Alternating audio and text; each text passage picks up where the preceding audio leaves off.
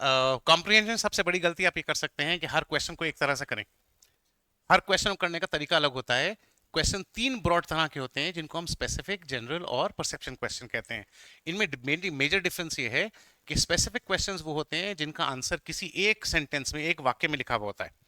अगर आपने अपने आप को केवल उस वाक्य तक लिमिट रखा, उस वाक्य को ठीक तरह से समझा और चारों आंसर चॉइस के साथ आपने मैच किया, तो ऑटोमेटिकली क्वेश्चन आपका सही होगा।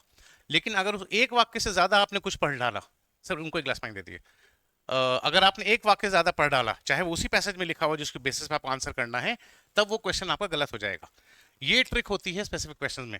तो ये डम्ब इजी क्वेश्चन होते हैं जिनमें आपका फोकस केवल एक चीज पे होना चाहिए कि वो कौन सा वाला सेंटेंस है जिसे हम की सेंटेंस कहते हैं, जिसके बेसिस पर इस क्वेश्चन का आंसर निकालना है।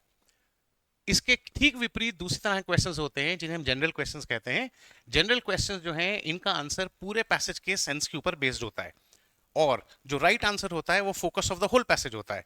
एज अ रिजल्ट ये दोनों क्वेश्चन टाइप जो है एक दूसरे के बिल्कुल ऑपोजिट हैं। तो इनको आपको पहचानना आना चाहिए, कौन सा स्पेसिफिक क्वेश्चन है उसको स्पेसिफिक क्वेश्चन कितना करना पड़ेगा, कौन सा जनरल क्वेश्चन है उसे जनरल क्वेश्चन कितना करना पड़ेगा। प्लस स्पेसिफिक क्वेश्चन भी अलग अलग तरह के होते हैं, और आपको आइडिया होना चाहिए कि कौन सा टाइप का स्पेसिफिक क्वेश्चन कर रहे हैं, तो उसके रूल्स थोड़े डिफरेंट होंगे, उनका ध्यान रखना पड़ता है।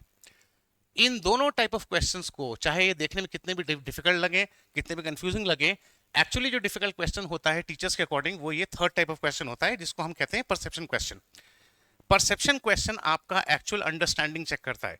कॉम्प्रिहेंशन का मतलब अंडरस्टैंडिंग होता है, बोध करना, समझना। तो वो जो आपकी असल समझ होती है, आपकी जो शार्पनेस ऑफ माइंड होता है, वो इन क्वेश्चन से के बेसिस पर होता है। ये जो दोनों पहले क्वेश्चन, दोनों टाइप्स हैं, इनके आंसर पैसेज में या तो क्लियरली लिखे हुए होते हैं या पैसेज के ऊपर 100% बेस्ड होते हैं, अग्री करते हैं पैसेज के साथ। ये अकेले वो क्वेश्चंस होते हैं जिनका आंसर हो सकता है पैसेज में ना लिखा हुआ हो, और ये भी हो सकता है कि जो राइट आंसर है वो पैसेज की इंफॉर्मेशन का एग्जैक्टली ऑपोजिट हो। इन क्वेश्चंस को करने से पहले हमें एक और सब्जेक्ट पढ़ना पड़ता है जिसको हम क्रिटिकल रीजनिंग कहते हैं। तो ये क्रिटिकल रीजनिंग बेस्ड क्वेश्चंस होते हैं, और ये वाले क्वेश्चंस जो हैं ये सी सैट में ज्यादा बढ़ते चले जा रहे हैं हर साल, क्योंकि स्टूडेंट्स को इनमें ज्यादा प्रॉब्लम होती है। जिस भी क्वेश्चन टाइप को बच्चे समझ जाएंगे, जिस क्वेश्चन टाइप को बच्चे ठीक तरह से करना शुरू कर देंगे, वो क्वेश्चन टाइप एग्जाम में से गायब हो जाता है। इंग्लिश लैंग्वेज कॉम्प्रिहेंशन नाम का एक सब्जेक्ट हुआ करता था, 7 सब्जेक्ट थे पहले, वो सबसे इजी सब्जेक्ट था। शुरू से ही यूपीएससी की समझ में आ गया कि स्टूडेंट्स जो हैं इस सब्जेक्ट में कोई प्रॉब्लम नहीं है, सब लोग के सब क्वेश्चन राइट हो रहे हैं, वो सब्जेक्ट गायब कर दिया गया।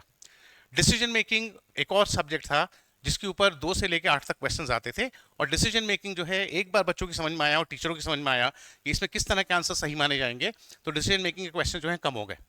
अब हर 2-3 साल के बाद 2 या 3 क्वेश्चन आते हैं केवल। आपके सिलेबस में एक और सब्जेक्ट है जिसका नाम है interpersonal skills and communication skills. Interpersonal skills and communication skills although test होता है, लेकिन डायरेक्ट क्वेश्चंस के फॉर्म में टेस्ट नहीं होता। उस पर डायरेक्ट आप एक भी क्वेश्चन पर उंगली रख के ही नहीं कह सकते ये इंटरपर्सनल स्किल का क्वेश्चन है। लेकिन अगर आपको इंटरपर्सनल स्किल और कम्युनिकेशन स्किल नहीं आता, तो आपके पूरे एग्जाम के ऊपर असर पड़ेगा, और आपका स्कोर जो है सी सेट में वो फॉरन डिप डाउन कर जाएगा, इसलिए वो भी पढ़ना पड़ता है। तो ये इंट्रिकेसीज ऑफ द एग्जामिनेशन है होती है। आज की क्लास में मैं सबसे पहले आपको पीवाईक्यूज दूंगा, ये आइडिया लगाने के लिए किस तरह के क्वेश्चंस एक्चुअली एग्जाम में आते हैं, कितने डिफिकल्ट होते हैं, कैसे लगते हैं वो। उनको करने के बाद हम पहली चीज सीखेंगे जिसे हम कहते हैं पैराफ्रेजिंग। तो मैं आपको एक्सरसाइज दे रहा हूं, उसके अंदर 8 क्वेश्चंस हैं, ये सब के सब पीवाईक्यू क्वेश्चंस हैं। ये आपको जो मेथड ठीक लगता है उस मेथड से आप इन क्वेश्चंस का आंसर निकालिए, और पेपर पर ही लिखिए कि आपने कोई आंसर अगर पिकअप किया तो क्यों किया है, ये आदत बना डालिए अपनी। Question number 1 to 8।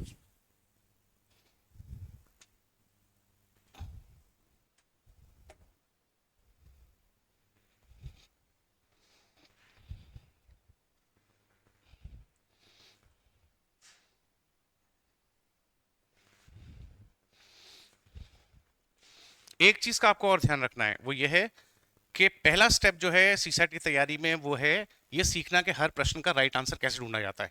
ये एक काम है, ये हम पहले करेंगे।